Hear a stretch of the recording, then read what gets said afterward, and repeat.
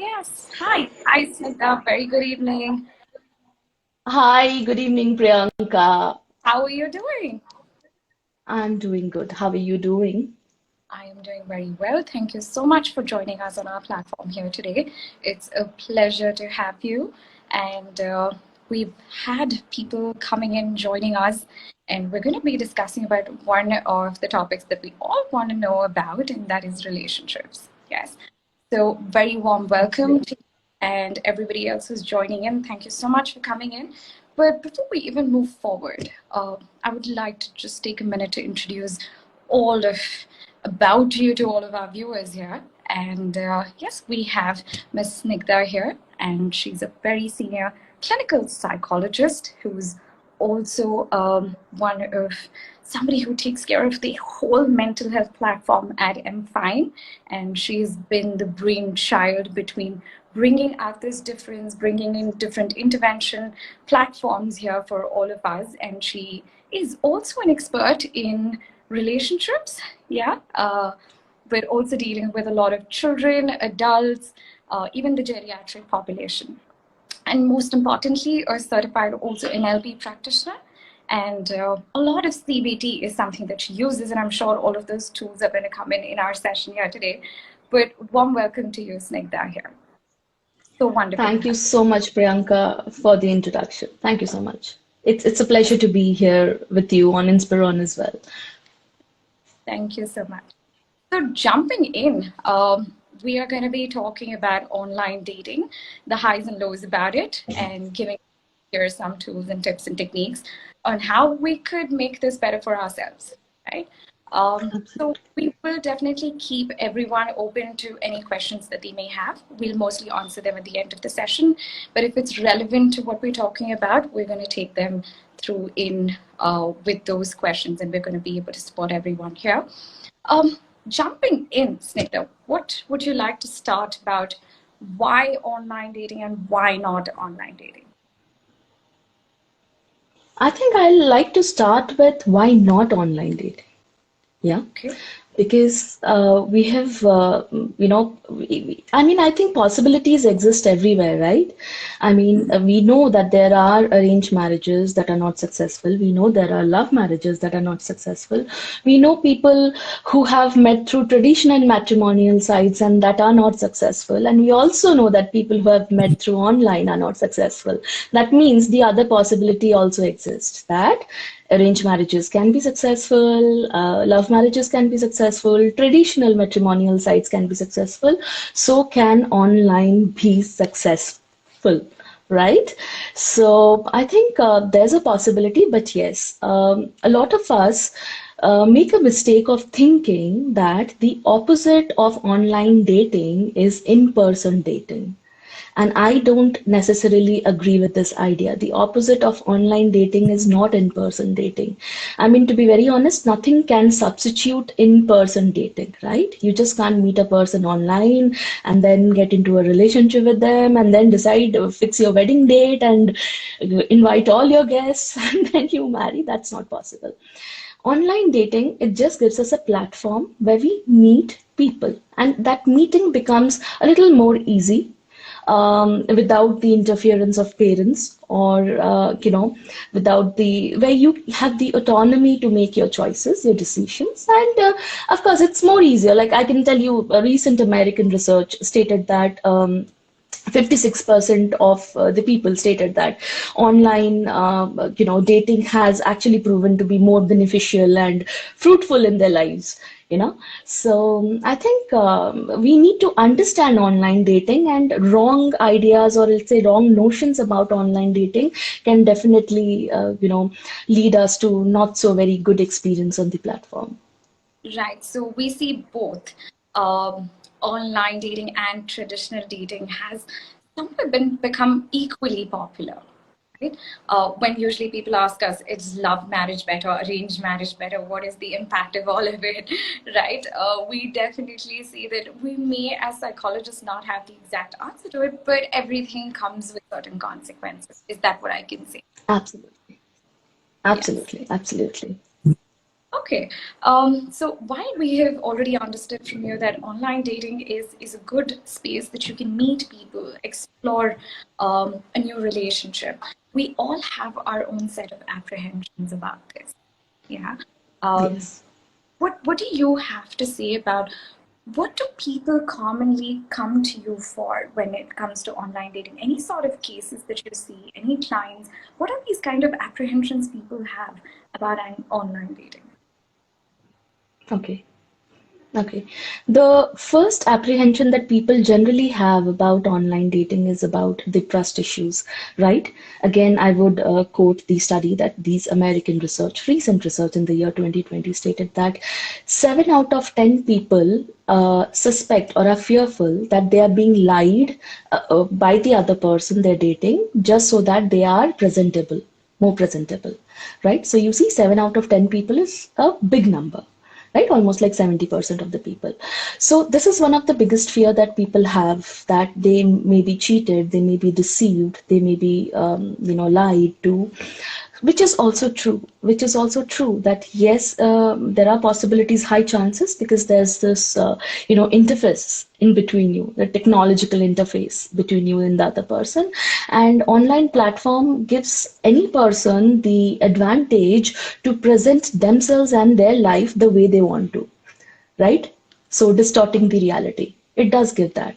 So yes, this is one of the primary apprehensions they have, whether we should go, whether we should meet or not.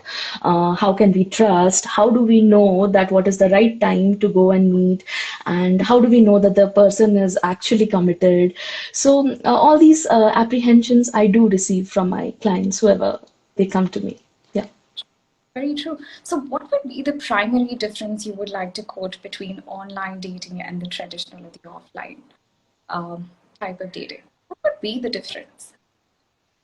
I think the primary difference is, first of all, it gives you, as I said, it gives you a lot of freedom to, you know, uh, maintain your personal space. You decide whether you want to meet the person or not. You decide how much of information you want to share with them, right? And so basically, you feel more in power and control. But unlike traditional, matrimonial apps, where parents, meet first, and they start liking each other, they start liking the background, the family, and everything is great. Here the people don't have say whether they like each other or not, and they're forced to like each other. There are these questions that, what is the problem you have? There's such a good family, earning so well, the guy is so educated, right? But then there is something else that you're looking for, right, in terms of compatibility. Probably that's something that in traditional matrimonial sites, people don't understand, right? So there, the involvement of the parents can cloud your judgment and decision. Here you have the autonomy. However, if you are misusing the online dating platform, so let's say misusing as in, you're too young, you are not settled in your career, you are just confused about your relationships, and then you think that this is an excuse to come out of your trouble and drama of your life, where you meet people, chat with people, you're definitely gonna get disappointed. Okay. So I'm just going to pick up from where you left. We have definitely seen the impact of online dating in various ways, right? And one of it, which has prominently come up, is people seek a lot of validation Yes. on platforms, right? Now, this validation can be Yes. about their appearance, their body. Am I going to be accepted on a platform? What do you have to say about this, Nita? I think, again, this is research. Women find it easier to find partners on online dating apps than men. Men find it That's very difficult. Yes, yes, and that's what research states. Yeah. okay. So men complain of infrequent texting, men complain of ghosting. Yeah. So women find it a little easier than men. Then, with this, what I would like to state here is that, when you are on a, online platform, you have to be, aware about what you are looking for, right? What you are looking, you need to have that clarity in your mind that, okay, what am I looking for? There could be anything, and there is nothing right or wrong in this context, right? You could be looking for friendship, you could be looking for a, fling, you could be looking for something casual, or you could be looking for something serious, right? The problem here becomes when you compromise your desires and wants just to be with the other person, yeah, and that reflects in what kind of image you create on your online portal, right? What kind of image in terms of your photographs, in terms of your bio, what you're stating, right? So while your self-esteem is supposed to be based on yourself and not on your selfies, and not I that across. So very true, and Anush. not to blame people. To be very honest, technology has also got us here, right? For example, I mean, when I look at myself on the screen, I think I look more beautiful than what I really am, and I can't even change that setting on my camera to make me look what I am. Right? So these days your phones come with that default setting and all. So your idea of who you are is completely distorted. So, in such a scenario, it's very important to remain grounded and understand whatever you are, whoever you are. Maybe you may have this person in your life based on your selfie or based on that very, happening picture that you can put as your DP, right? But life is not going to be this happening always. One day you will wake up to that person with a bad odor in your mouth, with some shabby hair, with your pajamas, right? Looking your worst. You might cry, your nose might swell red, yeah, and you'll not look like your selfie. Yeah. So I think I always suggest to delay gratifications. Yes, you want to be more presentable, and your selfie can, get you more partners. But I think that gratification should come from someone who should appreciate you as a person than how you look and appear, right? So delaying gratification, that not giving chances to partners who give a lot of priority to your looks and how you appear, but waiting for the partner who can really appreciate you for the person you are. So it's always pain principle over pleasure. So that works best. True, true. So what you're saying here is the more we are true, we are.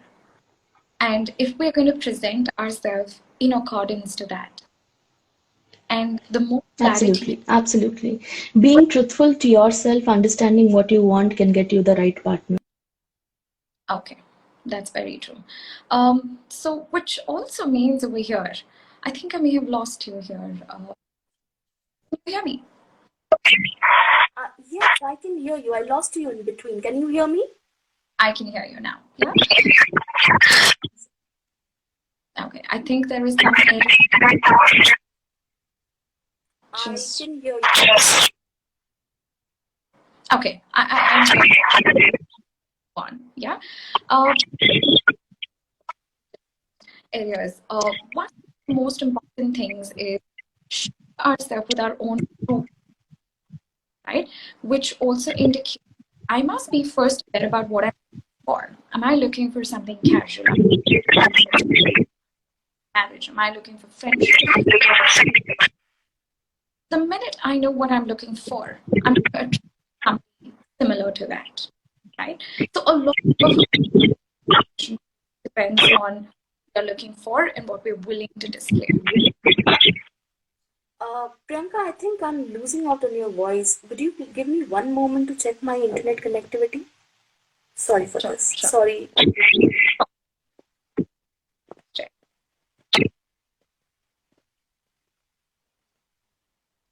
Can you hear me now? I can completely hear you. Yes. Now, if somebody doesn't display their true authentic, what creates on the relationship, on their own mental health? Can you just give us a little? It's okay. So your question is, if somebody is not able to meet their authentic partner, what impact can that have on their mental health, right? And if somebody is not displaying their own true self, Yeah, yeah. the relationships they attract, and what is the impact on their own mental health? So obviously, I mean, if you're not displaying your true self, that can have like that again, as I said, that can give you some temporary pleasure, like okay, you are celebrated as a partner, you are you feel everything is nice, rosy, and that as they call it, the honeymoon phase kind of feeling you will have it, right? But then going forward, as see, you have to understand that love's that rosy feeling, that butterfly feeling, and all settle downs at a point of time, right? Then what comes in is the practicality. Then both the partners, now, I mean, it's with both the partners, just not with one partner.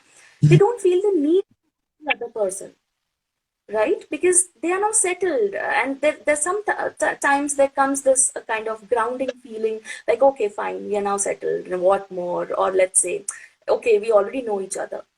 That is the point of time when the person who was trying to present themselves in a different way than what they are not, they find difficulty in, right? That is the time when pretension no more is, a great thing, because you cannot pretend all your life, and you just feel like I need to breathe, I need to, have some more oxygen. They suffocate because they're not themselves, right? Or knowingly, unknowingly wanting to hide or deceive, their true self does emerge, right? And that What often do you reflects. attract kind of a case? If you are not clear about who you are and who do you think we're going to attract then? You're definitely going to attract the wrong person, a Okay. partner you're not compatible with. And then you have these stories around you, and your everyone around you telling you, see, relationships are like this, you have to compromise, otherwise you cannot, otherwise it doesn't work. I compromised. Your parents will tell you that I compromise. See, with your mother I compromised, with your father you should Right. also do like this.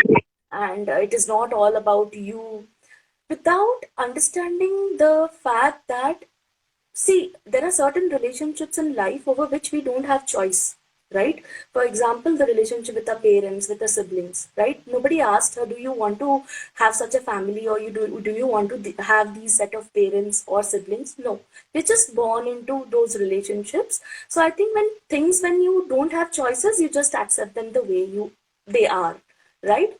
But with partner, you do have a choice, right? You're not born with a partner, right? You have the power of choice. Why not make a choice? Why compromise? The biggest mistake that people do is they compromise in the beginning when they're looking for a partner.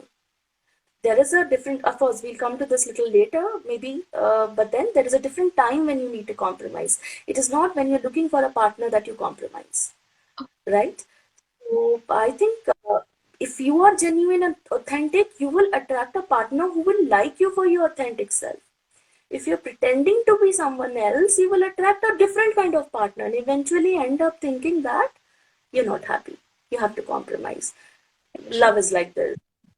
You should not fall in love. I should have gone for marriage with my parents' choice. This is bad. This is that. Online dating is crap. I'll stop my children from online dating.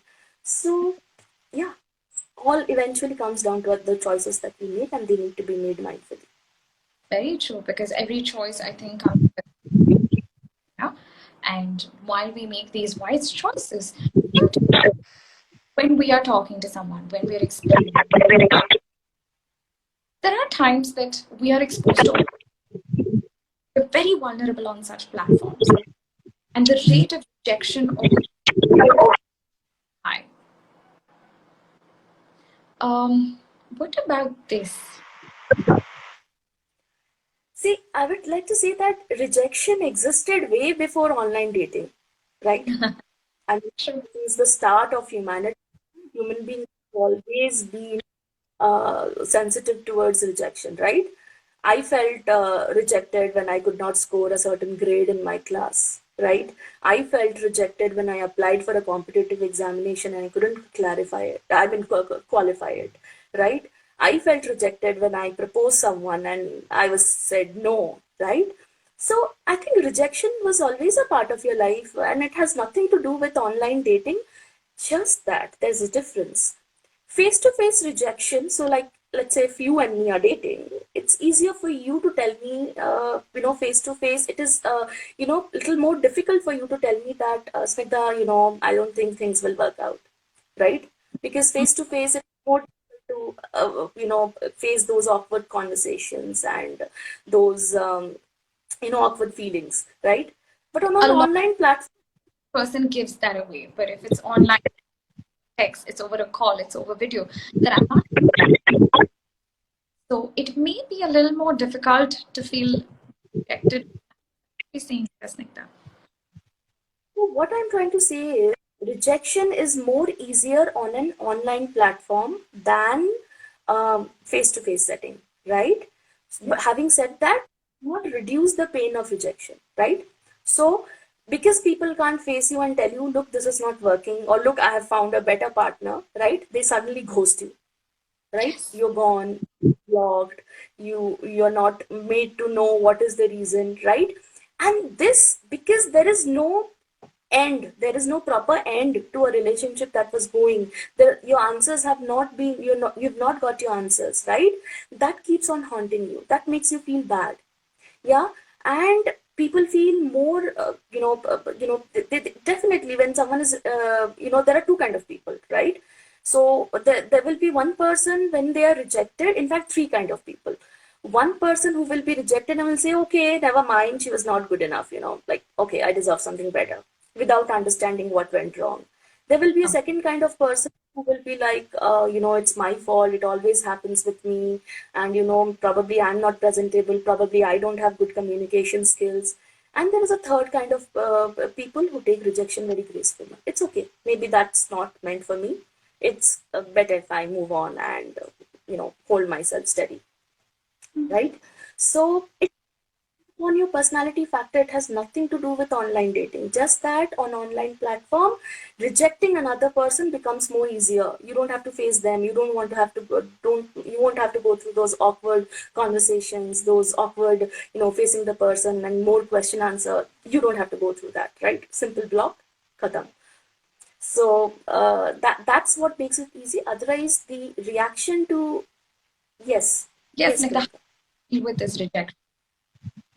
What do you recommend? How do you manage sudden blows? You're having a great conversation with someone you love, potential, and then boom, you're ghosted. How do you deal with that?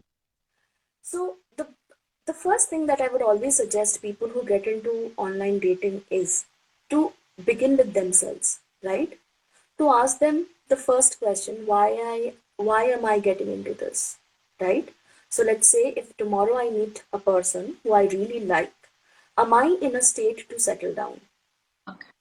Right? Am I in a state to settle down? That begins with that important question, right? So when you begin with yourself that why you are here, so let's say you are settled, you're doing good in your career, and you're now looking forward to something like a relationship in your life, you're into online platform. The second step that begins by is understanding what kind of partner you're looking for. You may have dated a lot of people before that, or maybe one or two, or maybe you have never dated anyone, right? But then you definitely have idea of what kind of partner you want, right? So sitting down with a piece of paper, this is CBT, writing the pros, basically writing what are the qualities you want in your partner, right? And then listing them out. Okay, these are the qualities. Then listing them in hierarchy. What are the top five qualities that you cannot do without, Okay. that you So cannot compromise? negotiables and your non-negotiables. Absolutely. Absolutely. And then when you have that list handy, go for online dating. When you're dating a person, you have to see that at least 80 to 90% of the things are matching, at least your top five criterias that you cannot do without, right? They are matching with the person, right? And when you have these things in mind, there are chances there could be a mistake. Following these steps doesn't guarantee you that you may not make a mistake. There are chances, but there are less chances. Whatever chances would be more for making more mistakes, that will lessen, right? Oh, And now when you're meeting another person, after talking to them for after some time, right? You get an idea about how you're feeling with them, how they make you feel, right? Then the third step that you take is writing the pros and cons of the relationship, right? So what would be the advantage of being having this person as your life partner, and what would be the disadvantage of having this person as your life partner? obviously by looking at your page, it should appear that the pros should be more than the cons, right? If your pros are less and cons are more, still you're dating the person, then this is a foolish decision that you're making, right? And then after that, let's say after you did all of this and this person one fine day ghosts you, you should understand that that has nothing to do with you. Absolutely. There is this probably when we work our identity and we know wants and what we're not to negotiate with is when online platforms that it's not necessary. It could be the other person too. Because let's remember certain baggages. We're coming with something that has been unresolved with clarity. Right? So is there a process to this? So process as in there needs to be an understanding about this, that other people treat you exactly the way they are. They don't treat you the way you are, right? So that means before I get into an online platform, I need to fix my own self-esteem. I need to fix my own level of confidence, right? So if let's say if I am doing miserable in my career and I want well established person in their career so that I can flaunt as my partner, there's bound that the other person, in the presence of the other person, you will feel like you're not doing very great in your career. Yet you're seeking that validation from the other person that they will celebrate you for who you are in your career. That validation of who you are in your career should come from within you. You should validate yourself. Then, no matter what your external environment is, your self confidence will be intact. It will not be attacked. So again, if you ask me about a process, the process is sitting down with yourself and making a list of all the things that make you feel not so good about yourself. And if it is, do it. For example, if you're bad, oh, I have a a dark complexion, or let's say I'm feeling bad, I have a mole on my nose. All these things are something that you cannot do with. You're born with. You cannot change it. But there will be a lot many things that compensate for that. Probably you can go more into grooming, go uh, more into personality development, communication skills, right? You can compensate for those. So you have to make a list and understand what are the doable things and what are not. Right. The more self-acceptance we're going to definitely going to be able to, we're going to attract a healthy relationship. I think we're getting some questions of Hindi. Can you do Hindi? If you can, probably we would some Hindi here. Is that something that you could do? Yes, I can answer in Hindi, not an issue at all. That the audience has so far. We will be put it down in your chat boxes as well. We will definitely get back with that. We've often heard of this terminology, the red flags. The big no, do not do. Identify red flags. What do they have? All right. So I think first I will talk about the red flags which are common to both the genders, men, women, and the other genders as well, like all the genders, right? And then I will talk about red flags which are specifically for women. So let's just begin talking about, so you want me to tell this in Hindi or I should continue in English? Add in a little bit of Hindi because we about Hindi, so words here and there would help. तो कुछ चीज़ें ऐसी होती है कि ध्यान रखना आपको पड़ता है जब भी आप ऑनलाइन डेटिंग पे जाते हो, तो कुछ कॉमन चीज़ें, चाहे आप विमेन हो या फिर आप मेन हो या फिर आप कोई भी किसी भी जेंडर को बिलोंग करते हो, सबसे पहली चीज़ वो होती है कि आपको ऑब्जर्व करना है कि एम्बी बैलेंस, राइट? अगर आपको कभी कुछ सुनने को मिल रहा है, कभी और कुछ सुनने को मिल रहा है, और कभी कुछ और सुनने को मिल रहा है, right? And if there is ambivalence, हाँ आज मिलेंगे पर आज मिल नहीं रहे, ठीक है, फर्स्ट टाइम हुआ, सेकंड टाइम भी ऐसा ही हो रहा है कि मिल रहा है, थर्ड टाइम भी ऐसा जब आप में और एक्शन में discrepancy, ambivalence, right? This is ghosting, कि कर रहे हो, सब कुछ अच्छा चल रहा है, कोई भी रीजन पता नहीं क्यों बात करना बंद करना चाहिए, और सडनली सामने वाले ने बात करना बंद कर दिया, right? They ghosted you, and then आप अपने लाइफ में कंटिन्यू कर रहे हो, आप अपने लाइफ में मूव ऑन कर लिया आपने, या फिर किसी और को डेट कर रहे हो, सडनली वो आपके लाइफ में बैक चले जाते हैं, हाई, राइट? बट देन जो सेकंड टाइम जो आते हैं आपके लाइफ में, they come with commitment, they don't come with determination, कुछ नहीं, आते हैं जाते हैं, अपनी मर्जी से आ रहे हैं, अपनी मर्जी से जा रहे हैं, राइट? सो ये एक बहुत प्राइमरी इंडिकेशन होता है ऑन ऑनलाइन प्लेटफॉर्म, राइट? जिसका हमारा ध्यान रखना चाहिए कि घोस्टिंग, दूसरा है एम्बिवैलेंस। थर्ड थिंग क्या है रेड फ्लैग्स? सीक्रेसी। मतलब मान लो you almost like 7 to 8 months into the relationship, yet this person is not talking about you. I mean, of course, maybe it is not the right time to talk about you to parents, but at least with friends it can happen, right? Yeah, if this person does not want you to go to the general grocery store, this person does not want to go with you to the pub or any open public place, they just want to meet you in private, right? So that is indication that that relationship is not for you. Third is when you change into a person, fourth is when you change into a person that you're not. You're being asked to change, right? आपके कुछ values हैं, आपके कुछ ethics हैं, आपके कुछ खुद के personal values हैं, और उनको compromise कर रहे हो आप just to be with the other person, right? And the fifth one is आप जब better से bitter बन जाते हो. In a relationship, we must become better and better, right? The person should add value to our life. हमारे life में value add करना चाहिए. हमारे हम जो है हम और प्रोग्रेस करते हैं करियर में, इमोशनली प्रोग्रेस करते हैं, अच्छे और भी ज्यादा अच्छे बनते हैं. लेकिन आप जो थे अगर उससे बदतर बन रहे हो, बिटर बन रहे हो, then this relationship is not for you. Relationships are meant to keep us happy, right? If they're not keeping you happy, then why be in that relationship? So these are some of the red flags for all the genders in common. Now for women, there are some specific red flags.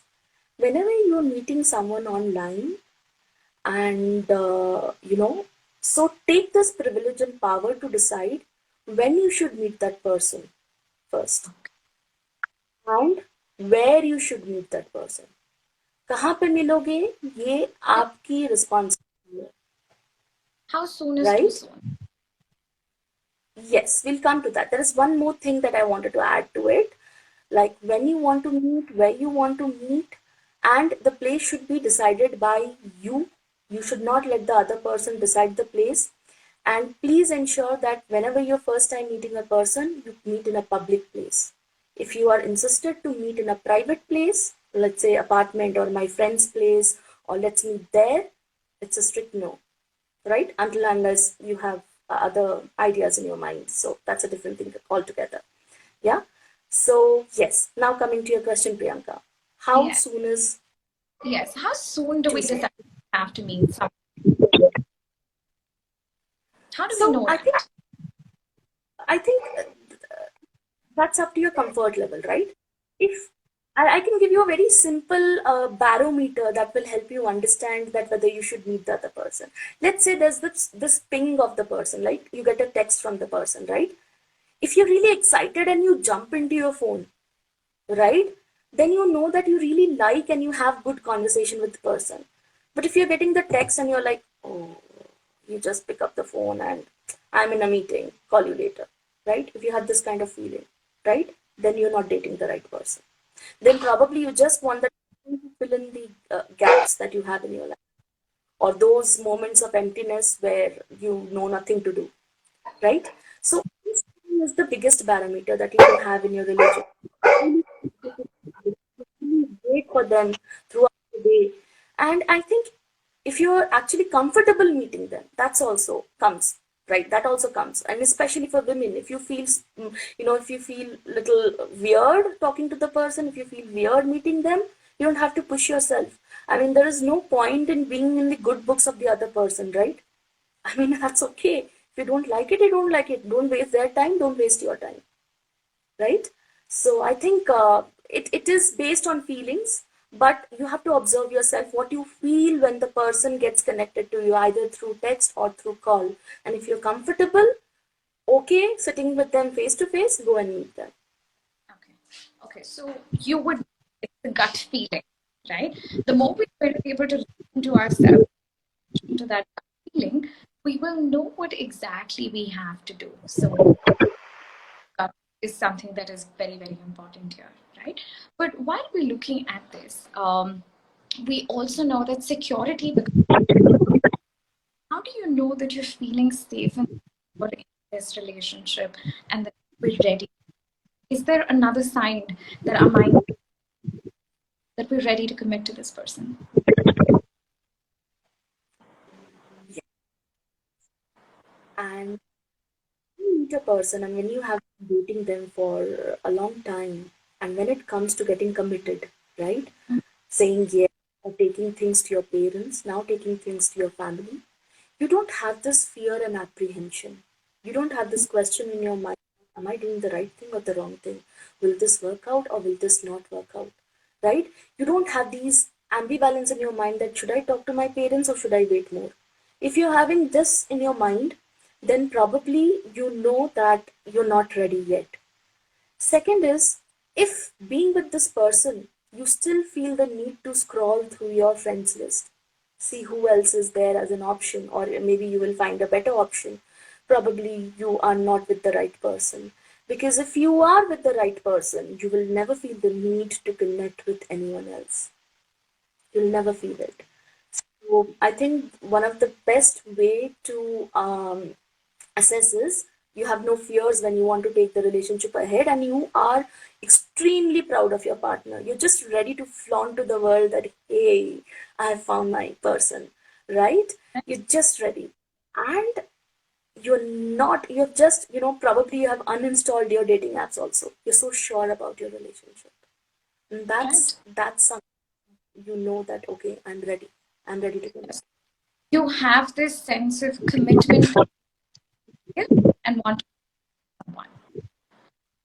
There is this level of communication that you within the relationship as how you want to communicate about your relationship outside. Absolutely. Insecure you feel when you're with this person, physically, emotionally as well. Right? When we're looking at things, we here, Snigdha, how much if someone returns? Uh, Not too sure where that is.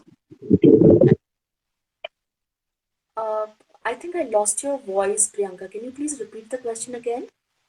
How much acceptance level you're ghosted, they return, should you have? I think uh, uh, I think in such scenarios you should never. I mean, honestly, I have seen, like, if you're ghosted, there are chances that you will be ghosted again, right? If you were not communicated to anything and then suddenly the person comes back, probably it's a good idea to move on. Please understand the what the biggest mistake we do is when you're ghosted, or let's say when the person does not come back, you still leave platforms and avenues open for them to reach out to you. And that is the biggest mistake you do. If they, after a serious conversation and serious time period, they are ghosting you, then that makes no sense, right? That shows the maturity of the other person also. So then there is no point that you keep any platforms open for them to reach out to you. Otherwise, you will not be able to move on. Or let's say you're dating someone else at that point of time, and when they come back into your life, you will be confused as to what should I do, right? So if you're ghosted, once ghosted, always ghosted, right? It's a good idea to leave no channels or platforms open for them to reach out to you. And if they are really your soulmate, if you have these kind of ideas in your mind that, oh, what if he or she is my soulmate, right? Trust me, if they are your soulmates, the universe will open ways for them to reach out to you. You don't have to do anything. Yes, right? yes. I think a lot of them are saying hello and are still joining in. But one question here: how and when do you bring up commitment into a relationship? How and when do we bring in commitment? When do you talk about the serious? You talk ready to take in the plunge. When do we? Okay. So I'll tell you, as per research, right? Research states that you minimum it takes you 6 months to realize whether the other person is a marriage material or not, or whether you can get committed to another person. It takes you minimum 6 months. Yeah. But having said that, I think this is a subjective experience, right? Even though research says 6 months, you will find examples of people who will tell you, we just met and in 1 month we decided we're getting married, right?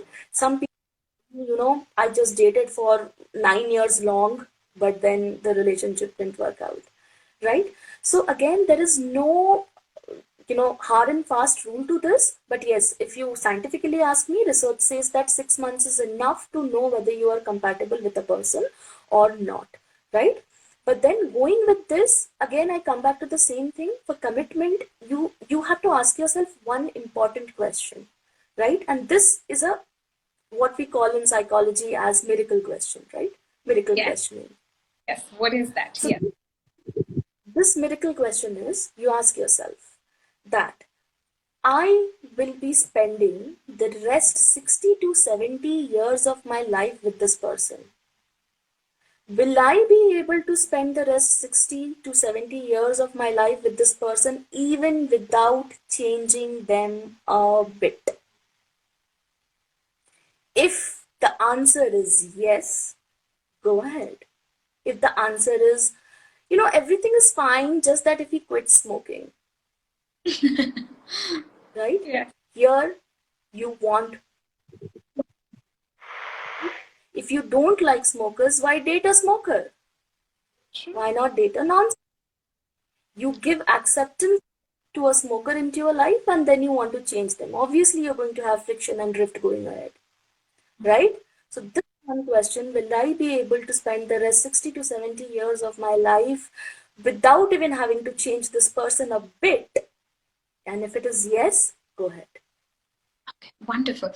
Adding on from what you said, those months, Snigdha, what do we to look out for, watch out for in these 6 months? We unhealthy love, healthy and unhealthy. So what are we supposed to look for? We identify, we don't know what exactly a healthy relationship counts. What do we look out for? I think Priyanka, in person, we already had this conversation, right? But then you know how much you and me love to talk about this. Yes. So, this question, like, what do we look for, right? You have to understand certain myths upon which people base their relationship. The first, and these myths are such, they're so subtle that you think they actually attack your belief system, right? Because you're born and brought up with these myths. The first myth is you have a particular age to get married, right? Understand, there is no particular age to get married. The best age to marry is when you meet a person with whom you want to spend the rest of your life with, right? And with all your other responsibilities of life, your education and your career. You're done and dusted. There is no aspirations from that side. And now you're ready to take it ahead. So that's the right age. The second criteria, how you should not select is, you know, again, based on the myth that we are talking about. Opposites attract, right? That's true. All That's are brought up with this idea that opposites attract. And trust me, Priyanka, in practice, I've never been able to decipher this idea how opposites attract. Yes, because all the people who come to me for couple counseling, for marital counseling, are dead opposites. True. So here, which I want to answer to your question, you have to understand that it may be true that opposites attract, but opposites sustain. Do they sustain? That may not be true. Because in the long term, when you are over your honeymoon phase, right? You have explored each other physically, emotionally, and everything, right?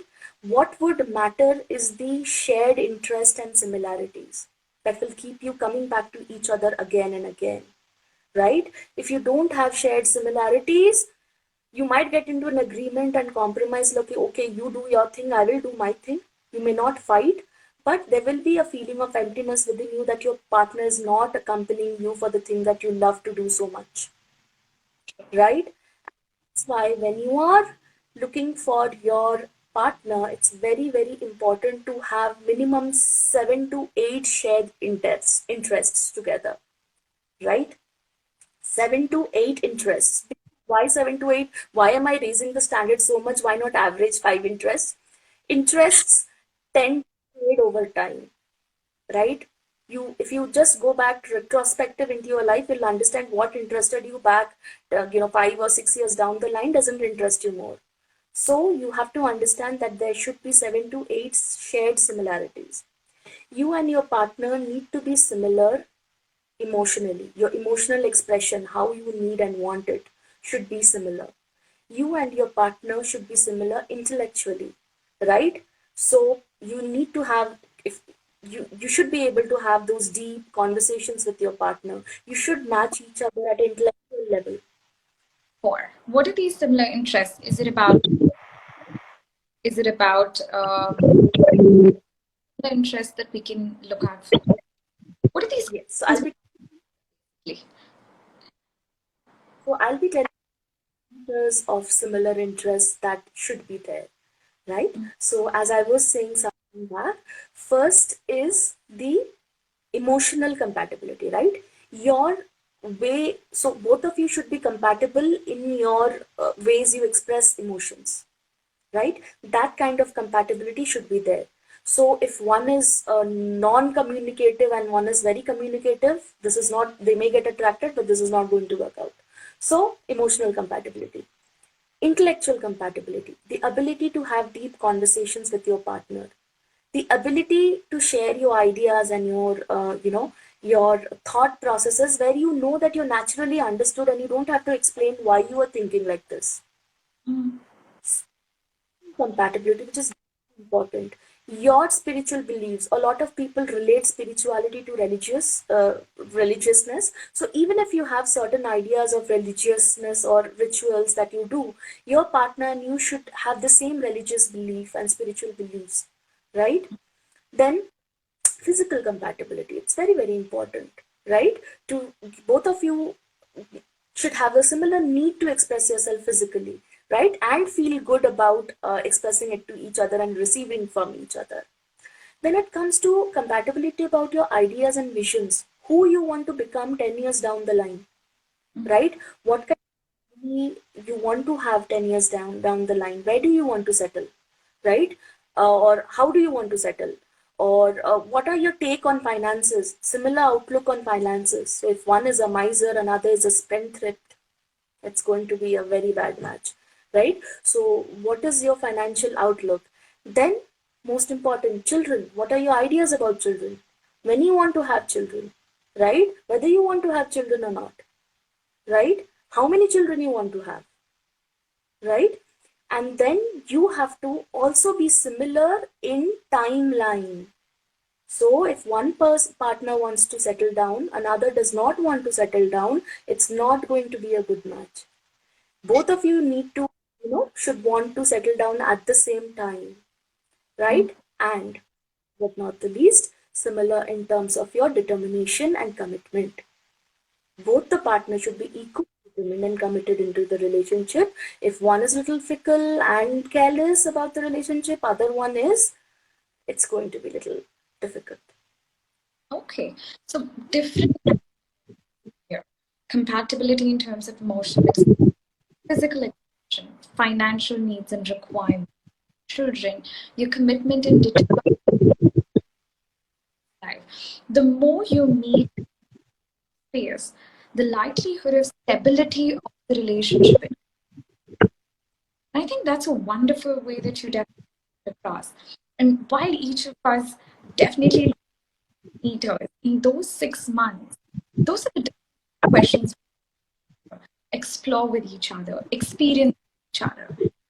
Will exactly know if this is what I want, right?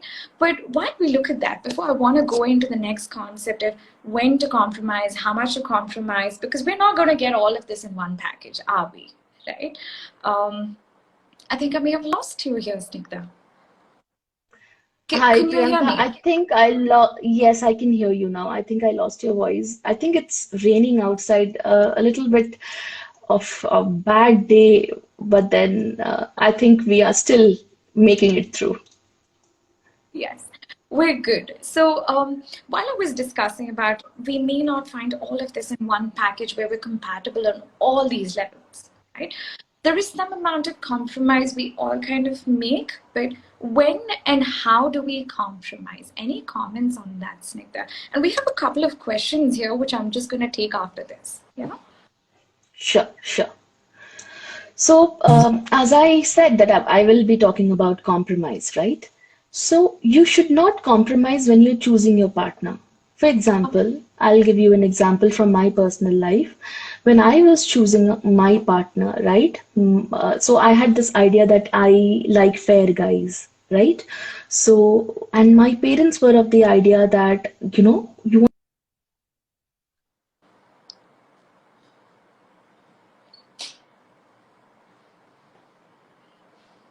I may have lost you here, but we're just going to get back there. Priyanka, could you hear me? Was I audible? Lost you a little bit here. When you were telling your parents about like that. Yes, yes. So I was saying that for I had a criteria that I want my partner to be fair, right? So everyone told me that's not a criteria to have. You're being a racist, you're not, you are this, you're that.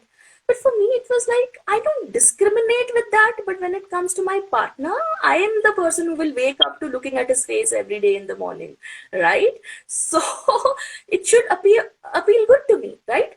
So now I didn't compromise on this at all. I was very particular about the fact that I have to go by that, right? So why I gave this example, a lot of time people around you will tell you that this is not a good idea to look in for the partner. Understand you're making a choice, you're looking out for partners. You have the power of choice. Why should you compromise? And if you're compromising, that means there are some fears within you that are making you compromise. I'm aging. What if I don't get another partner? What if I remain single all my life? All these fears need to be dealt with before you start looking for a partner, right? So when you're looking, make a list of all the qualities you're looking for your partner and they should match. Remember 8 on 10 or 9 on 10 or best is 10 on 10, right? Now, when to compromise? Now let's say you got your 10 on 10 partner, right? And you have to take things ahead with them.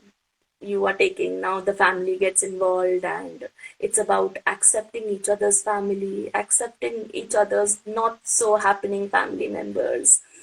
It's about accepting their little bit lifestyle things which are not aligned with you. Like let's say they're not on a very organized side and you are very much organized, right? Or let's say little things which don't take a toll on your mental health. These compromises need to be made, right? So once you are into a committed relationship, you are married, or let's say you are about to marry, then the other things which come from third person or a third situation, to accommodate that, compromises need to be made, right? But if that compromise is taking a mental toll, then they can always be discussed with your partner, right? And if your partner really loves you, they will figure a way out. Together, you will figure a way out. But if you compromise on the criteria that you're looking in your partner, probably that's the biggest mistake you're doing. After you have selected your partner, comes the stage where to accommodate that person in your life and in your family, you can make compromises. It's a very vast All right. actually go about it, but then I think a lot of people have questions and we need to take their questions up. Sure. So each of us may have criteria we how and why that, right? And knowing why that is important, probably reflecting on whether there is another area that we can compromise on is something that we could look at here. Now, 8 out of 10, what you're saying is enough to be one a lifetime commitment. Thank you for joining in. Yes, we have Snigdha back here again. Oh, I'm so sorry. This is absolutely unpredicted, you know. It's raining as well. I'm sorry, audience, for this. But No, then, you know. not at all. We all understand this, but we have some more people joining us here. And I think with this, we have new notification with a lot more different people on the platform. And it's wonderful to have everybody. But going back to what we were discussing, Snigdha, very, very interesting things here. We were almost coming to the end of the part where how do we know that we picked in the right partner? When do we plunge into it? What are these green flags like? What does healthy love mean, right? So would you like to continue to talk? Saying hello, Priyanka, hi. give me a moment. No problem, please. Please take coming in. But yes, we're going to and what relationships even mean. So over to you here, Snigdha. Priyanka, I lost your question. Can you please repeat it for me? The last sentence of your question. To talk about what healthy love is like and taking back from where we were last speaking. What is this healthy love like? When do we take this plunge? All right. So the healthy love that we need to, understand is where you are completely yourself with the other person, right? And when I say yourself, like the way you are when you are alone in your washroom, right? When you're alone in the washroom, you talk to yourself, you behave like the way you are, and you are extremely comfortable around your own presence, right? So should be the presence of another person. They should make you comfortable to be who you are. If you are compromising or if you are cutting down on things that you are not comfortable with, right? Probably that kind of pretension will not take you a long way. So you have to understand that your comfort zone should be with the person. You may feel uncomfortable with others, but not the person that you have fallen in love with, right? So that is kind of the perfect relationship where you get into knowing that there is shared similar interest and values. At the same time, there is mutual respect. Again, this is very, very important. You should be respected for the person you are and not questioned or condescended, right? Way before love comes, respect actually enters first and then comes love. So if you're not respected for you, who you are, what you're doing, and how you're doing, then probably you're not in the right relationship. So you should feel important. You should feel prioritized. Again, if it comes like recently, I can give you an example. One client came to me and she was like, my boyfriend says that first comes my career, then comes my family, then my friends, and then you come, right? So I was like, why are you even dating? Right? You're at the fourth priority, right? Why are you even dating? If any of the things go wrong, like let's say career goes wrong, something in the family goes wrong, or your friendship goes wrong, you will not be prioritized, right? So you should be their priority or their equal priority. When I say equal priority, that means family and you should come together. If not you before family, but family should be equally prioritized as you are prioritized. If you're not prioritized, if you're not respected, and if you're not comfortable being yourself, and you don't see much of conversation or much of similar interests, probably that's not the relationship you should be in for. Okay, I think we have some questions here, but previously we had one question is, how many people can we see at the same time while we're exploring online dating? How many people is it okay to talk to at the same time?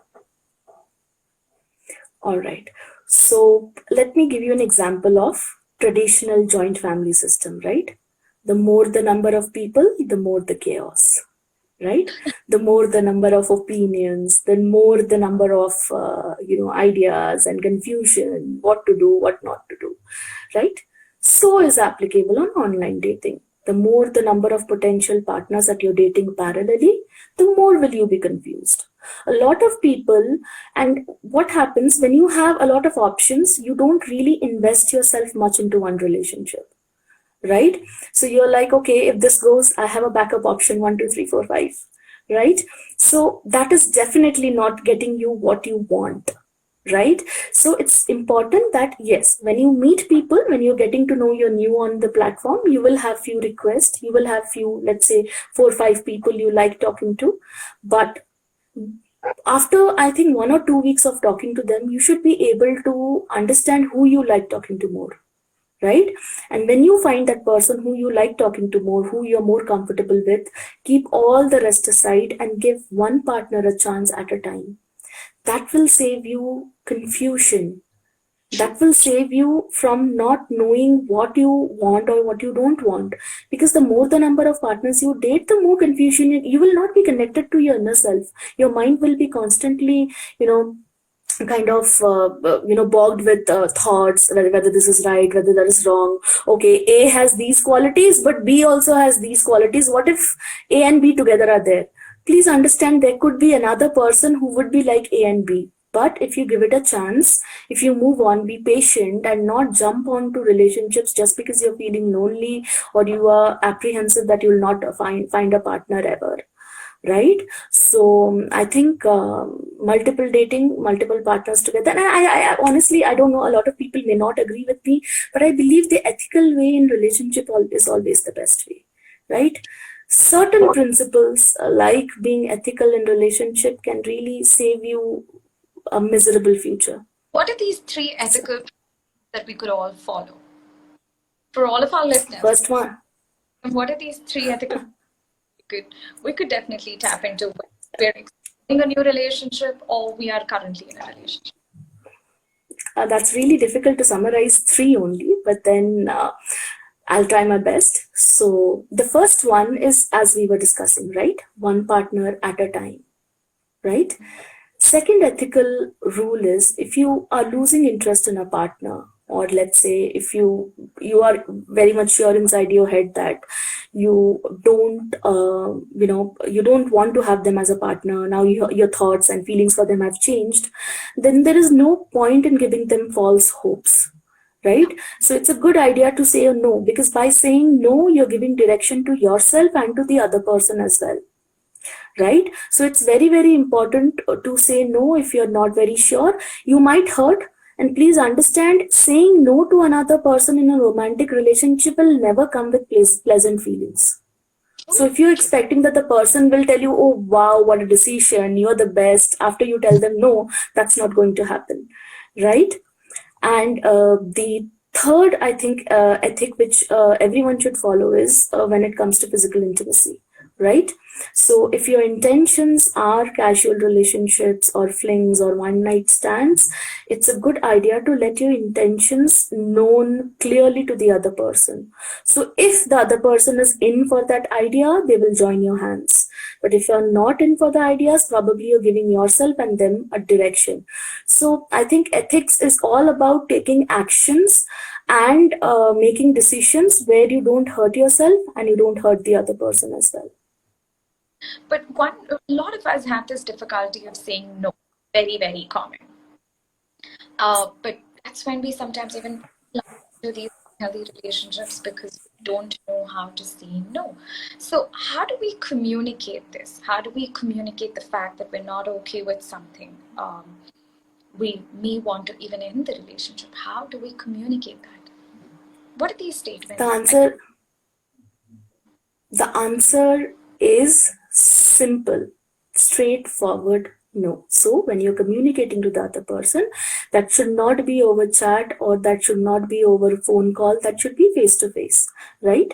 You tell them your reasons of why you feel like this, right? You tell them your reasons, like, I don't think this is going to work out between us. I completely respect you for the person you are, and at the same time, I can't ignore my feelings. I think if I tell you that we can continue in the relationship, I'll be lying, and probably I'll be depriving you of the opportunity of having a better partner, and myself of the opportunity of having a better partner. So you may not like me for this, and maybe you will remember me on a very bad note all my life. But I think we need to call this off. But then I wish you all the best, and it's a no. And you have to move on. It has to be straightforward, it has to be clear. And as I said, right, when you are breaking up with another person, like let's say breaking up or you're deciding to move on, that is not a pleasant feeling. So you cannot expect to break up by not hurting the other person, right? At least what is important, the breakup doesn't end on cats and dog note, right? Blaming each other. The breakup should be mature, right? Calm, yet assertive no. Okay. What if somebody says that they're willing to change? They're definitely willing to compromise, bring about all those different things that you would like in the relationship. Do you give them a chance there? You should not. You should tell them that I'm not willing to change. I'm not compromising. Why should you compromise? Why should you change? Rather, you should find a partner who will not change you, who will love the way you are. And if they tell you that I'm willing to change, I'm willing to compromise, I'm willing to do this, trust me, it'll only last for a few moons. After 10 years down the line, their real nature or the real person who they are will surface. That will be a problem. And why would you change someone to get into a relationship with them? Why not find someone who's already like that? Right? So I don't think you should go. And if you see they're telling you that we are willing to change, we are willing to compromise, that also shows about them. They're very needy. They're emotionally needy, right? So much that they're not considering their own happiness. They're not considering their own wishes, right? That means that person is not in an emotionally stable and sorted state. Two people can only have a happy relationship when they are in an emotionally stable and sorted state, right? If both the people are carrying baggages of fear, apprehensions, past relationships and all, the relationship will, be a kind of illusion where you think things are right, but may not be. Would you like to tell us, probably one of the last parts that we could discuss is, what does a secure attachment style even mean? Secure attachment style is where you're not afraid that next morning when you wake up, your partner will leave you. You know they're there, right? You're not afraid of telling them your real thoughts and your real ideas, right? Because you know that you will be accepted for your thoughts. Your thoughts will be heard. Your thoughts will be, acknowledged, right? So you don't have to think before speaking to them, right? Secure attachment style says that you should not be afraid of talking about your past to them. If you're afraid about talking your past, the number of people you've dated or whatever has happened in the relationship, that means you're filtering a part of your life and you are entering into your life becoming something different, right? Although a lot of you might think that past does not matter, right? I agree, past does not matter. But what if tomorrow your past interferes in your present? Right? How will you answer that? So if a person, after hearing the fact that you have had past relationships and you have dated other people, says that you have done something wrong, or if they tell you that you have hidden this thing and this is not the right thing to have, that means that tells you that the person is not open-minded. Why should they feel bad for something that happened when they were not in your life? Right? So if they are also not able to accept your past, that means they're choosing which parts of you to accept and which parts of you to reject. Here we are not talking about that. Here we are talking about holistic acceptance. So the right attachment style is where you don't change. You are the person you are. You're not afraid. You're not insecure. You can express your opinions. You can talk about any random thing under the sky, right? And where you know that you are growing, you're encouraged. You are encouraged to become more of what you can become, both professionally and personally, right? And this can only happen when you identify the attachment styles that you have with your parents, right? So I think attachment styles is again a big topic, but then if you're having difficult relationships with your parents, or let's say you have some kind of issues since your childhood when it comes to your relationship with your parents, there are likely chances that you will repeat the same dynamics in your personal relationship also, right? And if you see that, the best, I think, indicator here is to see if you're repeating the same pattern of relationship again and again, right? Again and again you're being cheated, or again and again people are ghosting you. If you're repeating the same pattern of relationship again and again, probably it is time to change that pattern. If you're not able to change that pattern by yourself, reach out to a counselor, relationship coach, or to a psychologist. They will help you identify the pattern, right? So but then at least identification of the pattern is with you. How to change it? Probably a professional can help you. Some people help themselves also, right? So that's okay, if as long as you can help yourself. But if you see that that is also not working, reach out to a professional, ask for help, right? But changing the pattern is needed. Yes, I think that's a huge bundle of methods that we can all walk out with here today. But just summing up here, what would be 3 to 5 recommendations that you may have for people to watch out for in terms of online dating or exploring a new relationship? Any recommendations, suggestions, advice you can have for them? I think the first thing is try to figure out your keenness and your liking about meeting the other person, right? Make sure your online conversations are not prolonged, right? Like you're almost 6 months down the relationship and the person has not met you at all, right? Or you have not met. So understand, my first thing, first thing is knowing yourself, how you're feeling with the person. Second is meet the person, right? So by the time, I think 1 month is enough for you to talk to a person, or even some people go for less than 1 month, but after that you should insist upon meeting the person. If they are not meeting you, probably you should take it with a with a pinch of salt, right? And moreover, there could be long distance relationships, like you in one state, they are in one state, right? So in those cases, meeting may be difficult, right? But then make arrangements for that. Probably you visit them or they visit you. But these things need to happen initially when you are deciding for yourself. That should not be, you should not wait for 6 months to meet them, right? So this is one thing. Second is, as I would mention, decide your place where you want to meet and how you want to meet and when you want to meet. It's always a good idea to meet in a, both for men and women, by the way. It's always a good idea to meet in a public place, right? Your first dates, your first meeting should always be in public place. With women, it's for your own security, and you never know what kind of intention the other person may have. And for men, a lot of laws against women, harassment against women, right? If you don't want to get trapped by that, so that's a good idea to meet someone publicly, right? Meet publicly, and then I think two adults can decide when they want to meet in private or not later on, based on what trust they have and what they don't. But then I would suggest initially meeting in a public place is a good idea. And after meeting, if you see that things are not very certain, again, yes, here I would like to make a mention of one thing. Often when people approach the other person, right, or they are looking for commitment, or let's say something like I like you, I love you, or whatever, there are 3 kind of responses that you will get. It'll either be a yes or a no or silence, ambivalence. While the people who say yes, I would congratulate you, you have found your match, right? The people who say no are also not bad, right? They tell you that this is not meant to happen. They give you direction.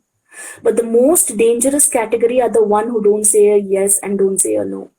They can play with your life like terribly.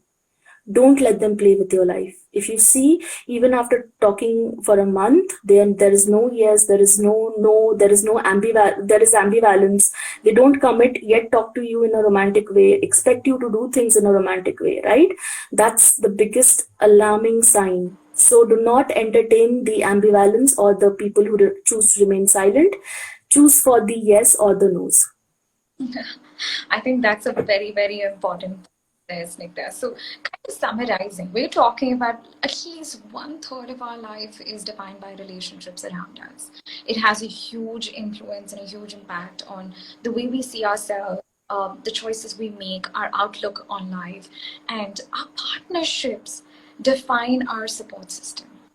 It's a very intimate personal circle that we build. So knowing whom to choose, building a healthy relationship, most importantly, seeking closure about your past, that you're attracting the right person, extremely important because we may tend to carry baggages of our first point of frame of reference from our parents, right?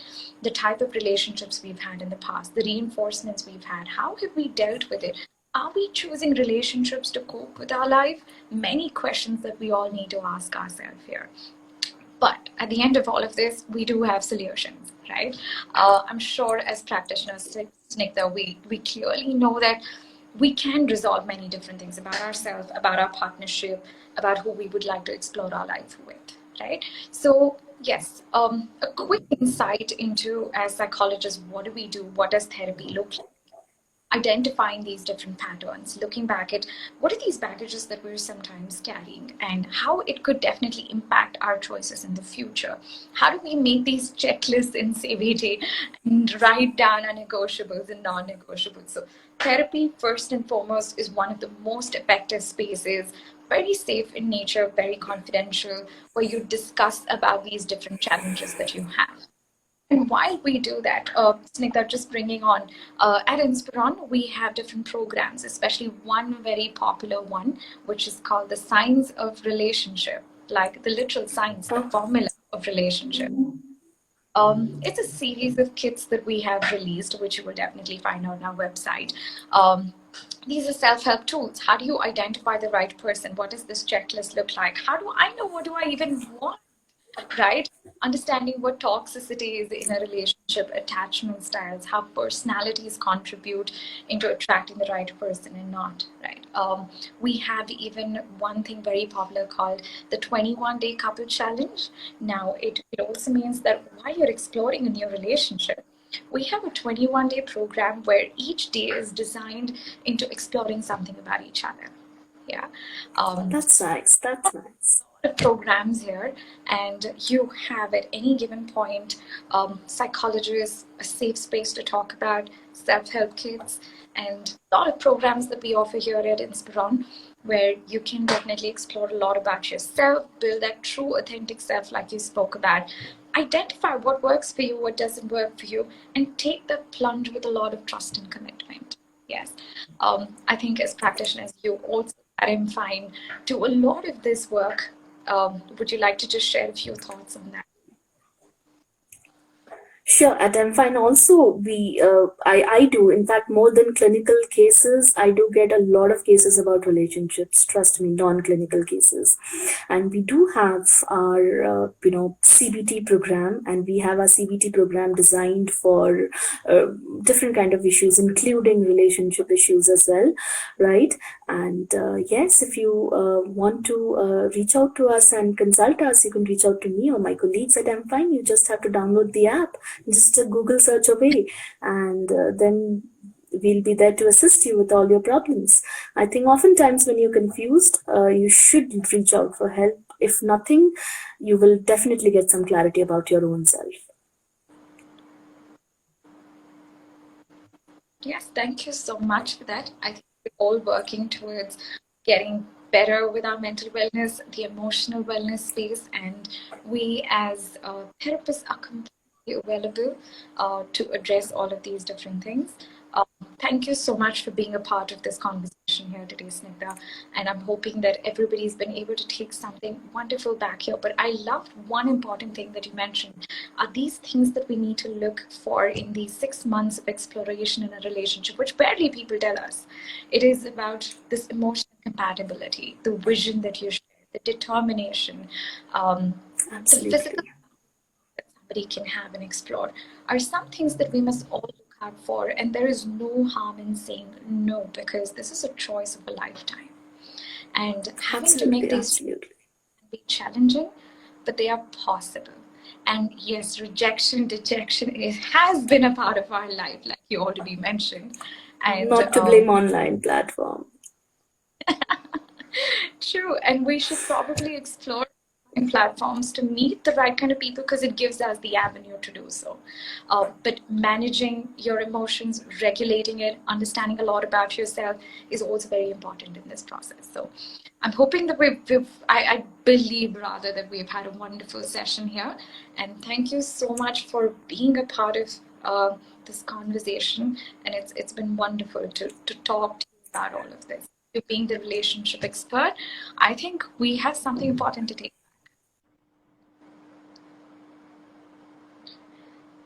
Thank you so much. It's been. Thank you. Any last words that you have? Thank you, Priyanka, for having me on your platform, and at the same time for putting up with whatever network issues that Oh, but no, don't worry about that. issues that were taking place. I'm extremely apologetic about it. But then, last words. Last words to all the audience. Please understand there are possibilities everywhere, right? And having said this, yes, online platform does have possibilities, online dating does have possibility, but you should not rely on one source for meeting a partner, or let's say for reaching out to a potential partner, right? Be open to everything. Be open to what your parents get you. Be open to traditional matrimonial sites. Be open to meeting friends of common friends, right? Be open to meeting people at your office. Be open to online platforms as well. Please understand possibility exists everywhere, and your self-esteem and your life decisions should not be based on something that is so changeable, fragile, and so uncertain like the online dating platform. Having said this, yes, there's a possibility you might find the person of your life. I believe that because I have myself found the person of my life from an online platform, right? I told you, Priyanka. So I think I met my husband online. So this thing can happen with you as well. So go through the journey, learn from your mistakes, and you're not foolish if you're making mistakes, but you're definitely foolish if you're repeating your mistakes, right? So it'll only help you mature and understand more about yourselves. You'll evolve as a more wiser person. Trust me. Thank you so much for generous, thoughtful words. And we're definitely going to look into having more sessions with you and explore this a lot. Yes. Thank you so much, Snigdha. And thank you so much, and to stay here. Thank you, Priyanka. Thank you for everything. Take care. Bye-bye. Bye-bye. Thank you.